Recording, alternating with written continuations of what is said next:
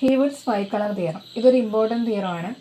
ഇതിൻ്റെ ഗ്രാഫിക്കലായിട്ടുള്ള എക്സ്പ്ലനേഷൻ ഇതിക്ക് മുമ്പ് ഒരു വീഡിയോയിൽ ഇട്ടിട്ടുണ്ട്.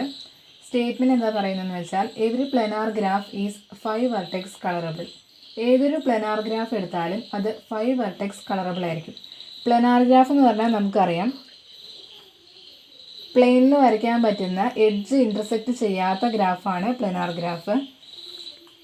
A graph G is called n vertex colorable if chi of G less than or equal to n. ഒരു ഗ്രാഫ് n വെർട്ടെക്സ് കളറബിൾ ആണെന്ന് പറയണമെങ്കിൽ chi of G less than or equal to n ആയിരിക്കും. chi of G എന്ന് പറയുന്നത് minimum number of colours needed to colour a graph G. ഒരു graph colour ചെയ്യാൻ ഏറ്റവും ആവശ്യമായ മിനിമം നമ്പർ ഓഫ് കളേഴ്സിനെയാണ് chi of G വെച്ച് ഡിനോട്ട് ചെയ്യുന്നത്. നമുക്ക് പ്രോപ്പർ വെർട്ടെക്സ് കളറബിൾ എന്താണെന്ന് നോക്കാം. ഇതൊരു പ്ലെയിനാർ ഗ്രാഫാണ്, 4 വെർട്ടെക്സ് ഉണ്ട്. ഈ വെർട്ടെക്സിൻ്റെ ഈ ഗ്രാഫിൻ്റെ നെയ്ബേഴ്സ് ആയിട്ടുള്ള വെർട്ടെക്സിന് സെയിം കളർ വരരുത്. അങ്ങനെയുള്ള ഗ്രാഫിനെയാണ് പ്രോപ്പർ വെർട്ടെക്സ് കളറബിൾ എന്ന് പറയുന്നത്. ഈ V1 വെർട്ടെക്സിന് നമ്മൾ C1 കളർ കൊടുത്തു, V2 വെർട്ടെക്സിന് C2 കളർ കൊടുത്തു, ഈ V3 വെർട്ടെക്സിന് നമുക്ക് C1 കളർ കൊടുക്കാം, V4ന് C2 കളർ കൊടുക്കാം. ഈ വെർട്ടെക്സ് രണ്ടും നെയ്ബേഴ്സാണ്. ഇതിൻ്റെ 2 കളറും ഡിഫറെൻ്റ് ആണ്. അതായത് നെയ്ബേഴ്സ് ആയിട്ടുള്ള വെർട്ടെക്സിന് സെയിം കളർ വരാൻ പാടില്ല. അങ്ങനെയുള്ള ഗ്രാഫിനെയാണ് പ്രോപ്പർ വെർട്ടെക്സ് കളറബിൾ എന്ന് പറയുന്നത്. ഇവിടെ നെയ്ബേഴ്സ് ആയിട്ടുള്ള ഏത് വെർട്ടെക്സ് എടുത്താലും അതിൻ്റെ കളർ ഡിഫറെൻ്റ് ആയിരിക്കണം. അങ്ങനെയുള്ള ഗ്രാഫാണ് പ്രോപ്പർ വെർട്ടെക്സ് കളറബിൾ ഗ്രാഫ്. നമുക്ക് പ്രൂഫിലേക്ക് കടക്കുകയാണെങ്കിൽ ഇത് മെത്തേഡ് ഓഫ് ഇൻഡക്ഷൻ വെച്ചിട്ടാണ് പ്രൂവ് ചെയ്യുന്നത്. Without loss of generality, we assume that G is a connected plane graph. G എന്ന് പറയുന്നത് ഒരു കണക്റ്റഡ് പ്ലെയിൻ ഗ്രാഫ് ആണ്. We prove this by method of induction on a graph with n vertex. നമ്മൾ induction വെച്ചിട്ടാണ് prove ചെയ്യുന്നത് n vertex ഉള്ള ഗ്രാഫിൻ്റെ. When n less than or equal to 5, chi of G less than or equal to n less than or equal to 5. Where chi of G is the minimum number of colors needed to color the graph G. So the result is true for n less than or equal to 5. അതായത് number of vertex less than or equal to 5 ആയിട്ടുള്ള ഗ്രാഫുകളുടെ കേസിൽ ഈ result true ആണ്. കാരണം ഒരു single vertex ഉള്ള graph ആണെങ്കിൽ അതിന് നമുക്ക് ഒരേ കളറേ കൊടുക്കാൻ പറ്റത്തുള്ളൂ. അപ്പോൾ ഈ വെർട്ടെക്സ് എന്തായി? 5 vertex കളറബിളായി.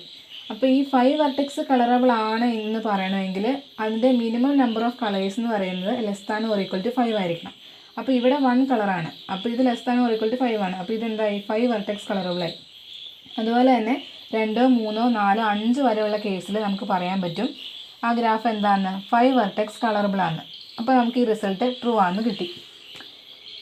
Now assume that the result is true for all planar graph of order less than or equal to n-1.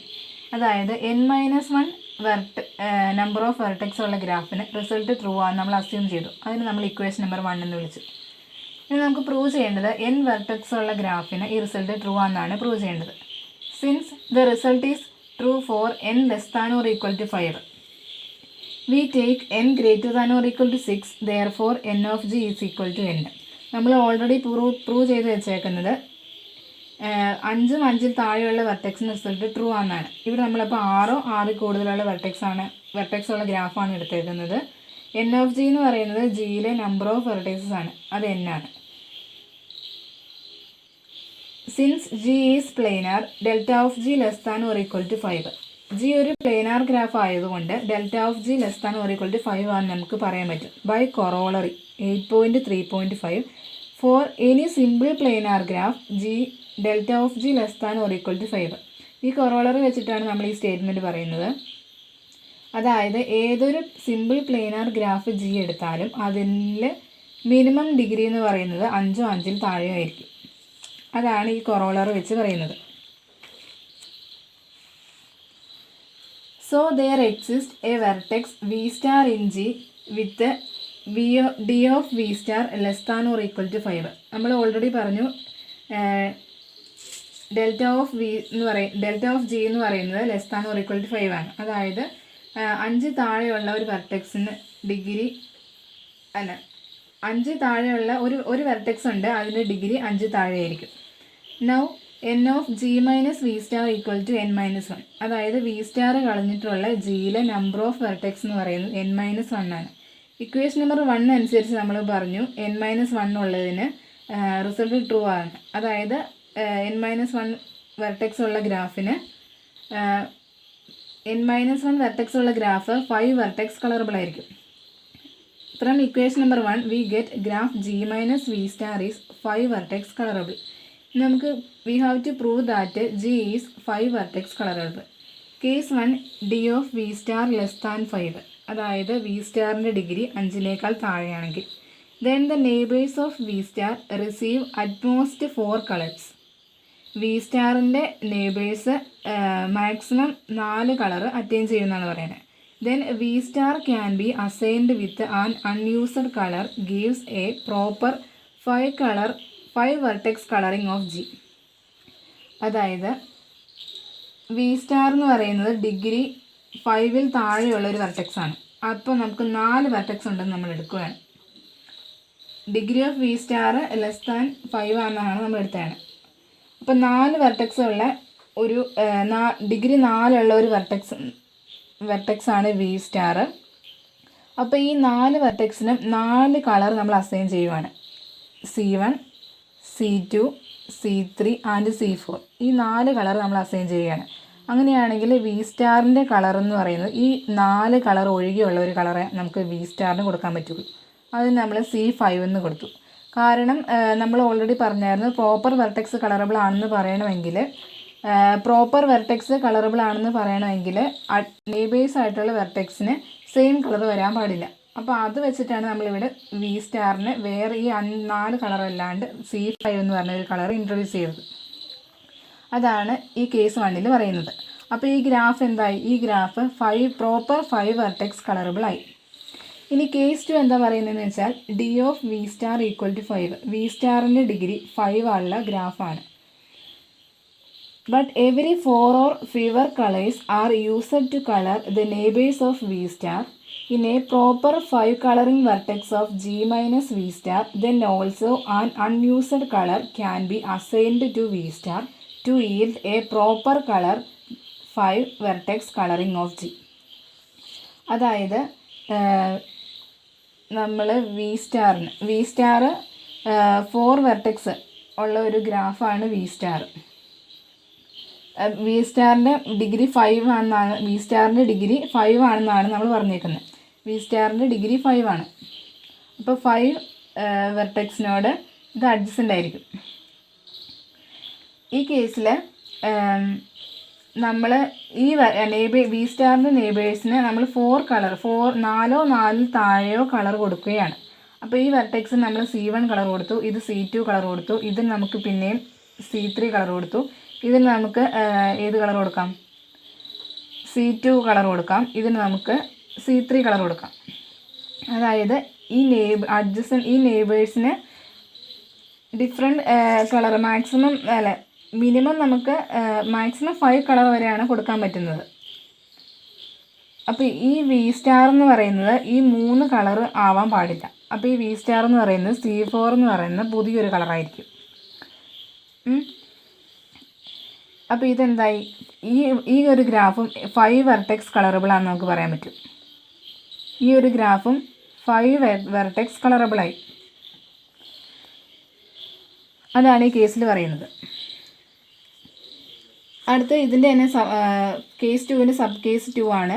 In every colouring of G minus V star, the neighbors of V star in G receive 5 distinct colors. അതായത് in every coloring of G minus V star, the neighbors of V star in G receive 5 distinct colors. അടുത്ത കേസിൽ എന്താ പറയുന്നതെന്ന് വെച്ചാൽ അടുത്ത കേസിൽ V star എടുത്തു. V സ്റ്റാറിൻ്റെ ഡിഗ്രി 5 ആണ്. അപ്പോൾ ഇതിൻ്റെ 5 നെയ്ബേഴ്സ് ഉണ്ട്. ഈ 5 നെയ്ബേഴ്സിന് നമ്മൾ 5 കളർ കൊടുക്കുവാണ്. C1, C2, C3, C4, C5. ഈ 5 വെർട്ടെക്സിന് നമ്മൾ 5 കളർ കൊടുക്കുകയാണ്. Next Let C1, C2, C3, C4 and C5 be the 5 colors. Label the vertex adjacent to V star and colored by CI as VI. അതായത് V1 വെർട്ടെക്സിന് C1 colour കൊടുത്തു, V2 വെർട്ടെക്സിന് C2 colour കൊടുത്തു, V3 വെർട്ടെക്സിന് C3 colour കൊടുത്തു, V4 വെർട്ടെക്സിന് C4 colour, V5 വെർട്ടെക്സിന് C5 colour. Let V1, V2, V3 and V4 and V5 be the neighbors of V star in a cyclic order. അതായത് V1, V2, V3, V4, V5 ഒരു cyclic ഓർഡറിൽ നമ്മൾ vertices mention ചെയ്തു. Now let H13 be the subgraph of G minus V star induced by vertices colored C1 and C3. അതായത് H13 എന്ന് പറയുന്നത് C1ഉം C3യും കളറുള്ള, C1ഉം C3യും മാത്രം കളർ വരുന്ന ഒരു സബ്ഗ്രാഫാണ്. ജിയുടെ ഒരു സബ്ഗ്രാഫാണ്. ജി മൈനസ് വി സ്റ്റാറിൻ്റെ ഒരു സബ്ഗ്രാഫാണ് H13. അതിൽ C1ഉം C3യും കളേഴ്സുള്ള വെർട്ടെക്സുകൾ മാത്രമേ വരുന്നുള്ളൂ. Then V1 and V3 belongs to H13. കാരണം C1ൻ്റെ കളറ് V1 വെർട്ടെക്സിൻ്റെ കളറ് C1 ആണ്, V3 വെർട്ടെക്സിൻ്റെ കളറ് C3 ആണ്. അതുകൊണ്ട് V1 വെർട്ടെക്സും V3 വെർട്ടെക്സും H13 എന്ന് പറയുന്ന സബ് ഗ്രാഫിലുണ്ടാവും. Then there are 2 possibilities. അങ്ങനെയാണെങ്കിൽ അവിടെ 2 പോസിബിലിറ്റീസ് ആണ് ഉണ്ടാകുന്നത്. V1 and V3 belong to different component of H13. അതായത് V1ഉം V3യും H13യുടെ ഡിഫറെൻറ്റ് കമ്പോണൻറ്റുകളാണ്. നമ്മൾ ഓൾറെഡി പറഞ്ഞു H13 എന്ന് പറയുന്നത് ഒരു സബ് ഗ്രാഫാണ്. അത് വേണമെങ്കിൽ ചിലപ്പോൾ കണക്റ്റഡ് ആവാം, അല്ലെങ്കിൽ ഡിസ്കണക്റ്റഡ് ആവാം. ഇവിടെ പറയുന്നത് V1ഉം V3യും ഡിഫറെൻറ്റ് കമ്പോണൻറ്റുകളിലാണെന്നാണ് പറഞ്ഞേക്കുന്നത്. അതായത് ഇത് C1 കളറുള്ള വെർട്ടെക്സ് ആണ്, അപ്പോൾ ഇത് C3 കളറുള്ള വെർട്ടെക്സ് ആയിരിക്കും. ഇത് C1 കളറുള്ള വെർട്ടെക്സ്, ഇത് C3 കളറുള്ള വെർട്ടെക്സ്.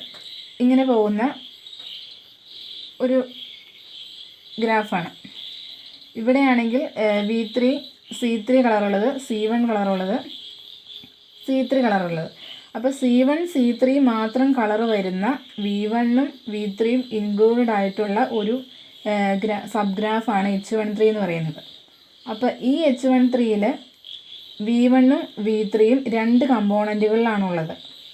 V1 ഈ കമ്പോണൻറ്റിലാണ്, V3 എന്ന് പറയുന്നത് ഈ കമ്പോണൻറ്റിലാണ്. Now interchange the colors C1 and C3 between the adjacent vertices in the component of H13 containing V1.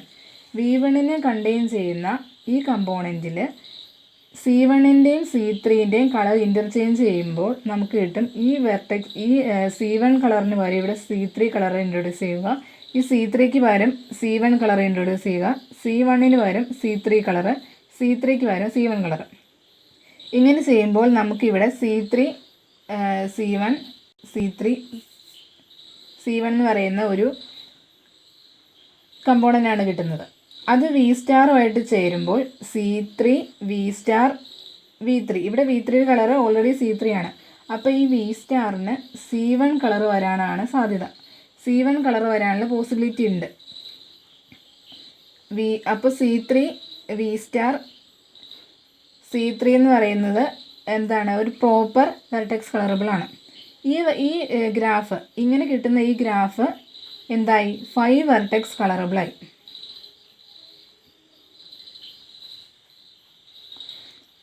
നമ്മൾ ആദ്യം നെയ്ബേഴ്സിന് 5 ഡിസ്റ്റിങ്ക്റ്റ് കളേഴ്സ് കൊടുത്തു.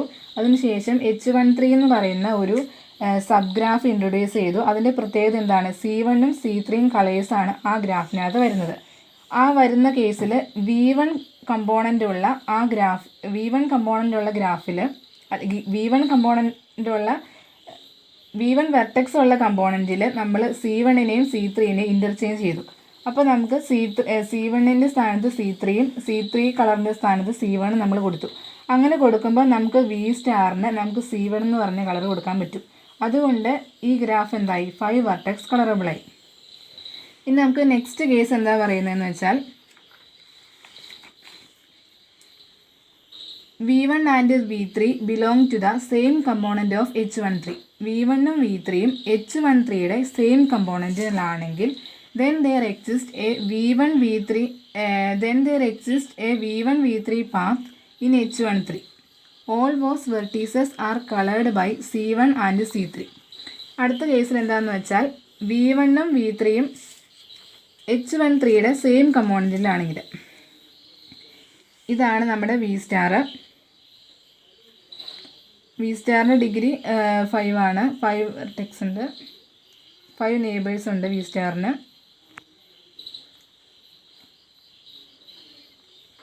V1, V2, V3, V4 and V5. ഇനി V1ഉം V3യും സെയിം കമ്പോണൻറ്റിലാണെങ്കിൽ V1 V3 ഒരു path ഉണ്ടാവും എന്നാണ് പറഞ്ഞേക്കുന്നത്. V1ൻ്റെ കളർ എന്താണ്? C1 ആണ്. V3യുടെ കളർ എന്താണ്? C3 ആണ്.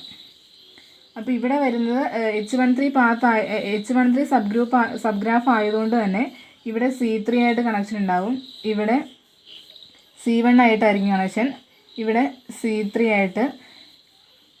V1 V3 ഒരു പാത്ത് ഉണ്ടാവും എന്നാണ് പറഞ്ഞേക്കുന്നത്. ഇവിടെ അപ്പോൾ C1 ആയിട്ട് കണക്ഷൻ ഉണ്ടാവും.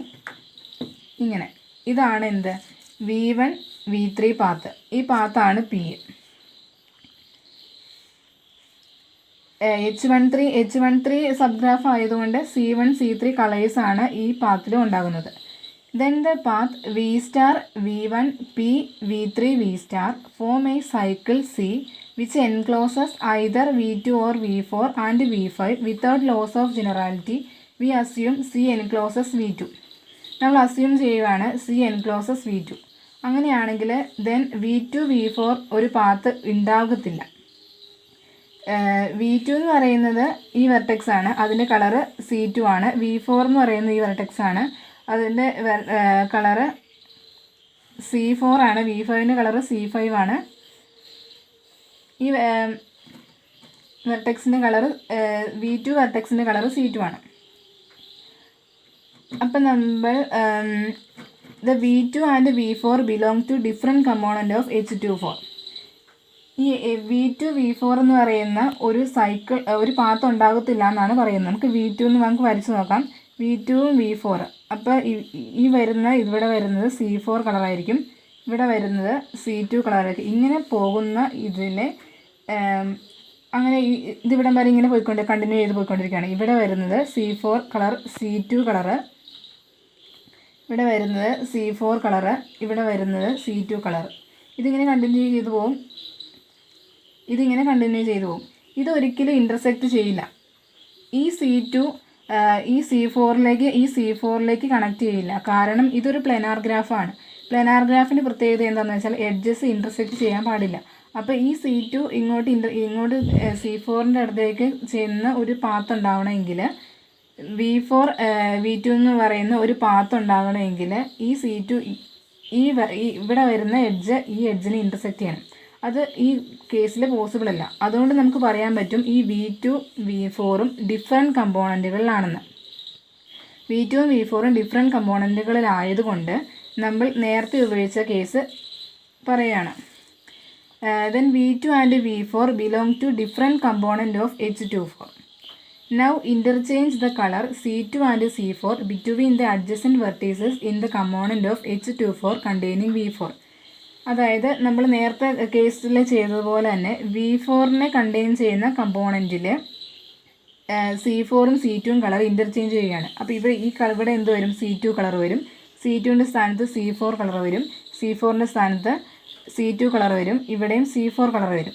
ഇവിടെ നമ്മൾ ഇൻ്റർചേഞ്ചബിലിറ്റി നടത്തുകയാണ്. ഇവിടെ രണ്ടും V2ഉം V4ഉം രണ്ട് കമ്പോണൻറ്റുകളായതുകൊണ്ടാണ് നമ്മളിവിടെ ഇൻ്റർചേഞ്ച് നടത്തിയത്. അപ്പോൾ ഇൻ്റർചേഞ്ച് നടത്തിയപ്പോൾ